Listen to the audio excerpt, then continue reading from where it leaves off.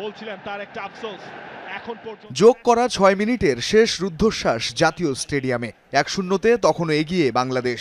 শেষ গল্পে উল্লাসে মাতার অপেক্ষায় লাল সবুজের ২৪,০০০ দর্শক। অবশেষে বাজল শেষের বাঁশি। ২০০৩-এর সাফ সেমিফাইনালের ২২ বছর পর হামজা মুরসালিনরা লিখলেন ভারত বধের মহাকাব্য। ফুটবল ম্যাচ মানেই তার উপস্থিতি। ম্যাচ শুরুর পর মিনিট ১০ বাংলাদেশের অর্ধেই ছিল বল, তবে তেমন কোনো সুযোগ তৈরি করতে পারেনি ভারত। উল্টো ১১ মিনিটে রাকিবের বাড়ানো পাস থেকে গতিময় ফিনিশিংয়ে জালের দেখা পান মুরসালিন। ৩১ মিনিটে গোলকিপার মিতুল মারমার ভুলে গোল প্রায় খেয়েই বসেছিল বাংলাদেশ। তবে এবারও ত্রাতা হয়ে গোলরক্ষকের ভূমিকাটা পালন করেন হামজা চৌধুরী। ভারতীয় খেলোয়াড়ের ক্রস হেড করে ক্লিয়ার করেন হামজা। খানিক বাদেই মাঠে উত্তেজনা। তপু বর্মনের সঙ্গে ভারতের বিক্রমের সংঘর্ষে উত্তেজনা পৌঁছায় চরমে। তপু ও বিক্রম দুজনকেই হলুদ কার্ড দেখান রেফারি। সব পেরিয়ে ১-০ গোলে এগিয়ে থেকে বিরতিতে যায় হামজা সৌমিত্রা।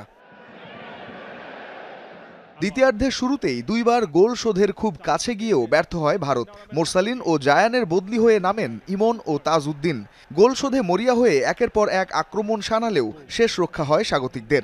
৭৮ মিনিটে তপু বর্মনের পেনাল্টি বক্সের বাইরে থেকে নেওয়া দুর্বল শট ফিরিয়ে দেন ভারতের গোলরক্ষক।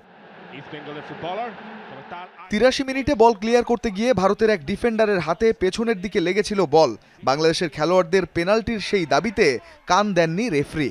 তাতে কি ফুটবল বিধাতা এবার অন্তত আর হতাশ করেনি লাল সবুজের দেশকে। Bengal Tigers roar at this victory. It ends 1-0.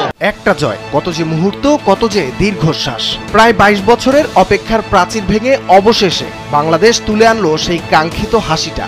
গ্যালারির প্রতিটি সিট, প্রতিটি কণ্ঠে তখন একটাই সুর, নতুন দিনের শুরু। স্টেডিয়ামের চারদিকে ছড়িয়ে পড়ে মেক্সিকান ওয়েভ, আর সেই তরঙ্গে গা ভাসালেন ২৩,৭১২ জন দর্শক। যেন পুরো দেশটাই একসাথে স্বস্তির নিঃশ্বাস ফেলল। বাংলাদেশ ইন্ডিয়াকে হারিয়েছে, শুধু হারায়নি, বিশ্বাস করিয়েছে যে বাংলাদেশও পারে। ম্যাচের ১১ মিনিটেই রাকিবের পাস থেকে মোরসালিনের নিখুঁত গোল, একটি গোল ম্যাচের ভাগ্য লিখে দিল। আর গোল না করেও এদিন দলের প্রকৃত নায়ক হামজা চৌধুরী। খালি পোস্টে নিশ্চিত গোলের মুহূর্তে তার হেডে অবিশ্বাস্য সেই বাংলাদেশকে ধরে রাখলো ১-০ ব্যবধানে। দ্বিতীয়ার্ধে ভারত গোল শোধে মরিয়া, একের পর এক আক্রমণ আর চাপ, কিন্তু প্রতিবারই দেয়ালের মতো দাঁড়িয়ে গেছে বাংলাদেশের ডিফেন্ডাররা। প্রতিটি ট্যাকেল, প্রতিটি ব্লক যেন বলে দিচ্ছিল এই জয়ের গল্প আজ বদলাবে না। এই জয় শুধু একটি ম্যাচের সাফল্য নয়, এটি আত্মবিশ্বাস ফিরে পাওয়ার গল্প বাংলাদেশের জন্য।